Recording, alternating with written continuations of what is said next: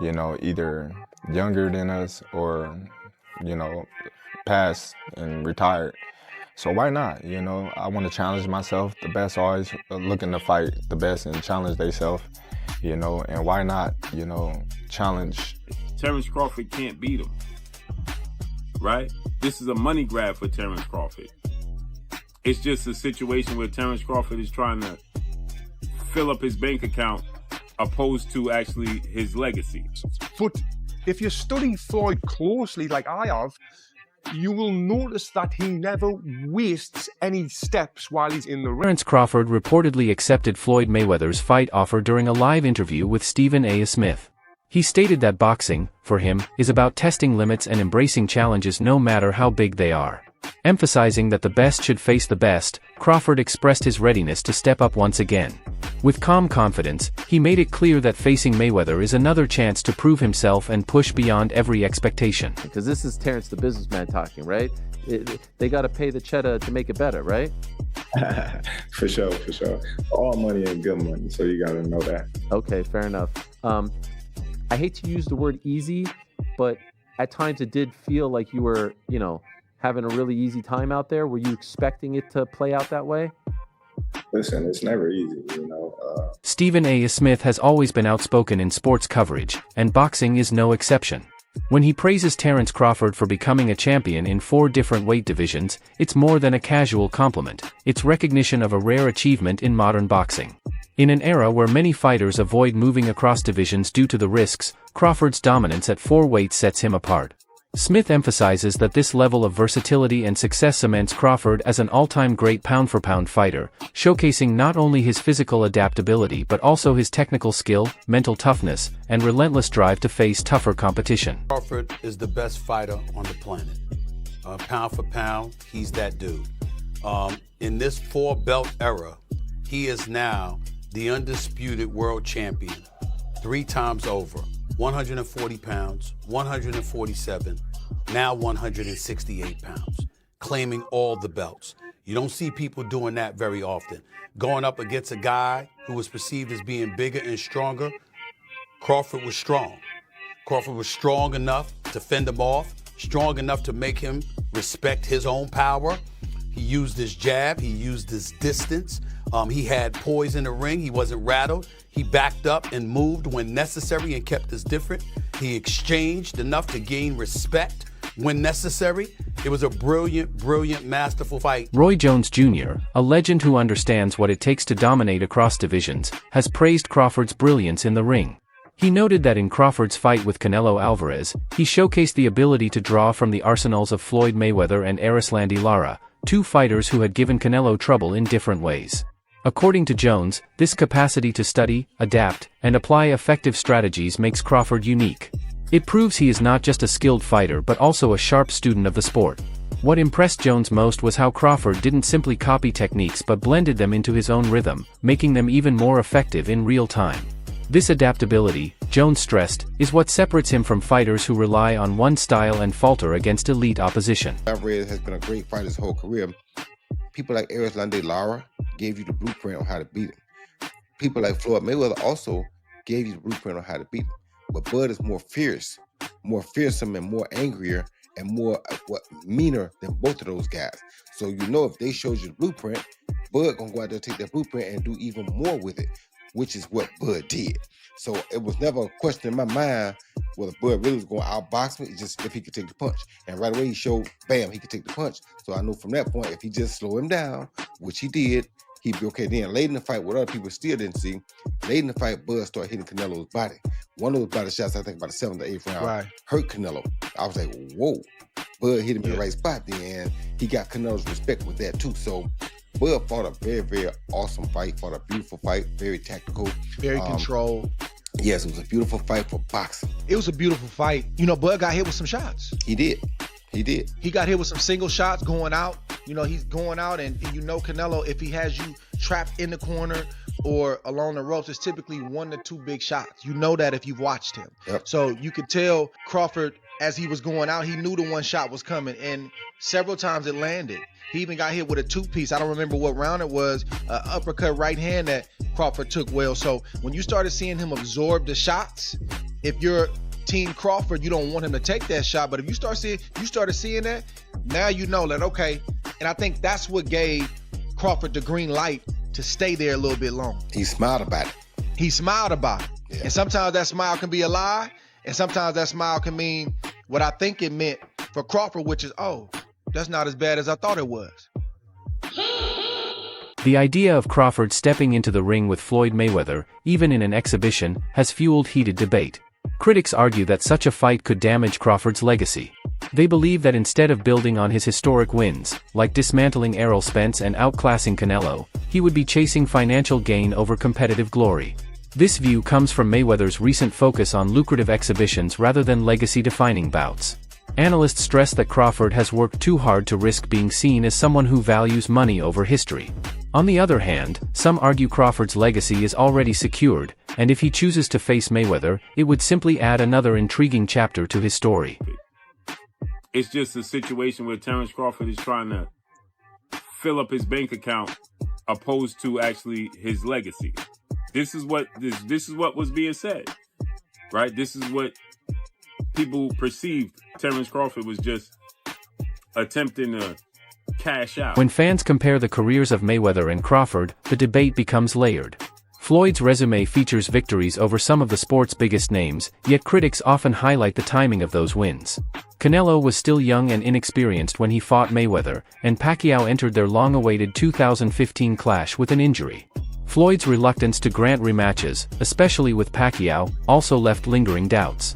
In contrast, Crawford's dominance has largely come against opponents who were considered at their peak when facing him.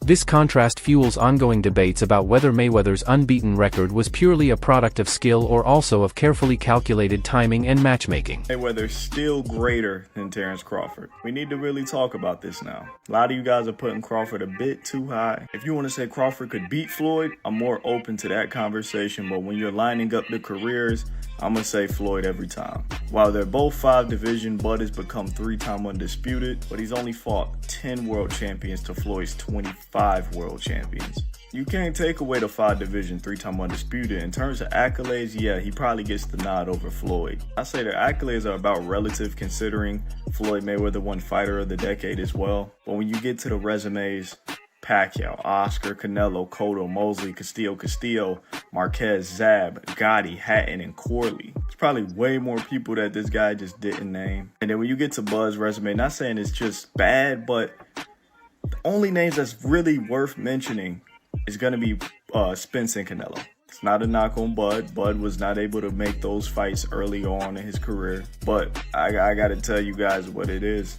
Bud's resume just doesn't line up with Floyd's. Take their top 20 wins. Bud don't even got 20 wins to really sit here and name. Floyd got a good 20-something plus. Bud probably got about 10 wins that we could really sit here and name. Floyd's still greater than Bud in my opinion. Tony Jeff, a respected boxing analyst, has highlighted that Floyd Mayweather's greatest weapon wasn't just his defense or speed, but his mindset. According to Jeff, Floyd's unshakable belief that he could beat anyone made him truly dangerous. Even in close matchups, his supreme boxing IQ and confidence always gave him the edge. His ability to read opponents, adjust within seconds, and remain composed under pressure set him apart from fighters who relied only on physical talent. Jeff notes that this psychological advantage, combined with technical precision, made Floyd seem nearly unbeatable, and it's the reason he retired with an unblemished record. Believe in themselves, but you need more than that mindset. You need to have the full package of everything that I'm talking about, what Floyd has got. You fighters should only want to get better. The more you win, the more you should work hard. If you think about losing, you're going to lose. All I ever thought about was winning. So that's all I know. Floyd would visualize his success before he even stepped into the ring. There was no alternative to him but winning. And this mindset isn't just for boxing, it's for all walks of life. And I've actually done a full video talking about how I used this mindset of visualization to win my Olympic medal. And it was an absolute game changer. Now, Floyd used to use this mindset to ease the pressure that he put himself under. And he made himself think like, I'm not under any pressure right now, where he was under immense pressure. Pressure either makes you or break you. Well, you see where I'm at, so it's obvious that I'm the type of athlete or I'm the type of entertainer that can deal with pressure. There's never no pressure. Now, if you watch his fight in 2013 when he fought Canelo Alvarez, Canelo came in a young, strong, undefeated fighter, but by round 2, Floyd kind of had him figured out. He was reading Canelo's jab. He would slip outside and then come back with a clean counter punch, then move his feet and get out of the way. He basically had the full fight under control, and he was controlling the full rhythm of the fight. He was forcing Canelo to fight at his pace. And this is what he would do in all of his fights. He would get his opponent to do what he wanted them to do without their opponent even realizing it, which is what we call boxing IQ. Now, even though I'm not a fan of Floyd Mayweather personally, because of the time when I did meet him, what he said to me made me just feel like this. The boxing world is always eager for compelling matchups, and one of the most talked about possibilities is Terence Crawford against David Benavidez. Benavidez brings size, power, and relentless pressure, qualities that pose a unique challenge. Fans view this potential fight as the kind of risk that could push Crawford beyond anything he's faced before. While nothing has been officially confirmed, speculation continues to grow. This debate reflects fans' desire for high-stakes, legacy-defining battles rather than exhibition spectacles driven more by money than competition. Crawford versus Benavidez would be a clash of skill versus size, precision versus aggression, a dream fight for many boxing enthusiasts. He defeated another first ballot Hall of Famer, but he essentially jumped up 3 weight classes, technically 2, from 154 to 168, but only had 1 fight at 154 last August against Israel Majimov. Terence Crawford defeated Saul Canelo Alvarez, who is a 4-division champion, 2-time undisputed super middleweight, and the reigning, at the time, super middleweight world champion, undisputed world champion. And Terence Crawford beat him handily and convincingly. And because he beat him so easily, now the 63 win, 3 loss, 2 draw, 39 win by way of knockout, biggest threat has been now imposed on Terence Bud Crawford. And that's the Mexican-Ecuadorian monster, David Benavidez, who is a 2-division undefeated world champion, is the 2-time WBC super middleweight and reigning WBC light heavyweight, 175-pound champion, who has a record of 30 wins, no loss, no draw, 24 wins by way of knockout. He stands 6'2" with a 75-inch arm. This is a fight that David Benavidez has been calling for Canelo Alvarez when he was at 168, and Canelo Alvarez strategically maneuvered around him. But Canelo Alvarez is 5'7" with a 70-inch arm reach, started his career at 147 pounds, made his real name at 154 pounds. He's not a big guy, okay? And styles make fights. Benavidez is 6'2" with a 75-inch arm reach. His last fight at 168 against Demetrius Andrade, he rehydrated to 193. So he's a big guy. Canelo Alvarez probably rehydrate to 182, maybe 185 max, right? He's not a big guy, right? Comparing Floyd Mayweather and Terence Crawford is a debate without a definitive answer. Both faced the best of their eras and delivered dominant performances. Floyd's flawless record and defensive brilliance defined his generation, while Crawford's success moving up in weight and continuing to dominate is equally remarkable. The challenge lies in the differences between their eras and circumstances, making a direct comparison difficult. In the end, declaring one greater than the other may be impossible, but together they embody the highest standards of boxing excellence. My goodness, I said that was going to happen. If Crawford was to win, we're going to be seeing a lot of these debates on whether or not Floyd Mayweather or Terence Crawford is going to be better. Now, this is going to be a debate for a long, long time. I'm talking about one of those debates like LeBron versus MJ, Messi versus Ronaldo. It's one of those. And the thing is, I can get behind it. Let me go ahead and say this. When it comes to resume, I do think we give Floyd Mayweather the edge. I mean, he beat a bunch of champions. He reigned for a long time. While Crawford, his resume is heavily criticized, and he's just not getting, his kind of respect for beating Errol Spence and Canelo Alvarez. But if we're talking strictly off of skills, this is where things get really, really tough to talk about. I think a fair assessment of this matchup would be Floyd Mayweather wins from 135 and 140, while Crawford wins from 147 to 154. And I say that because I feel like Floyd's style changed once he got to welterweight. He became a more defensive fighter, and he just wasn't as much focused on offense. And knowing this, I feel like Crawford would have had a much better chance of handling him. And we all know, Crawford was an absolute monster at welterweight. But hey, man, like I said, this is going to be a debate for a very long time. I can't wait to hear all the talk about it. I'm curious on your thoughts. Who do you think wins in the fight, Floyd or Terence Crawford? Let's talk about it, and follow me for more Boxing Talk. Greg Hackett's remarks on Crawford's win over Canelo capture the symbolic weight of that fight. By labeling Canelo the best in boxing, Hackett underscored how dominant and feared he had been for over a decade. Crawford's ability to not only face him but dismantle him signaled a major power shift. In Hackett's view, Crawford has now become the new predator in the waters, the fighter everyone fears, the one at the very top. This victory didn't just boost his resume, it reshaped the boxing landscape, marking Crawford as the man who dethroned the shark and became the hunter himself. Remember, Canelo is the guy right now in the sport that's supposed to be the man, you know, big bad wolf. You beat him, you the wolf. Now it's like, you know what I mean? Like, all right, who else I'm gonna fight? You beat the shark, you beat the wolf. Damn, like, you know what I mean? Ain't no more ops out there. It's ops out there, but who gonna make them really want to get up? That's the shit gotta make sense. Like you said, you be the shark and then you be the wolf. Yeah. But there's the monster. Yeah, it is, but that's like a real monster. Bro, that's to me it don't make sense. But that's really what a monster. Yo, is that proof? All right, we got the legendary Pape in the building. Legend. But what makes sense? Like, what makes the most sense? I know you said get a line of suits, Brooks Brothers. Yeah, you know what I'm saying? Your line of suits, get your money, man. Yeah, go ahead and get the easy money, man. You ain't gotta sweat no more. What's up, Not saying you ain't gotta work, you ain't gotta sweat. What's happening? He's paved a career where he could sit down at a table and get this money. He could come out with a Terence Crawford series now, just whatever, doing whatever he like to do. People gonna watch it. Nobody, the fighting part, people don't understand what it's like to be a fighter. A lot of times fighters really don't be interested in certain fights.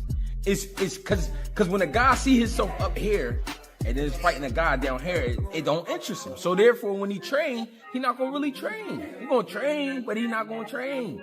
He not gonna listen. He gonna feel like his coach taking it. Crawford's victory over Canelo Alvarez was a career-defining moment that erased any remaining doubts. His dominant win over Errol Spence had already silenced critics who questioned his level of opposition, as he controlled that fight from start to finish.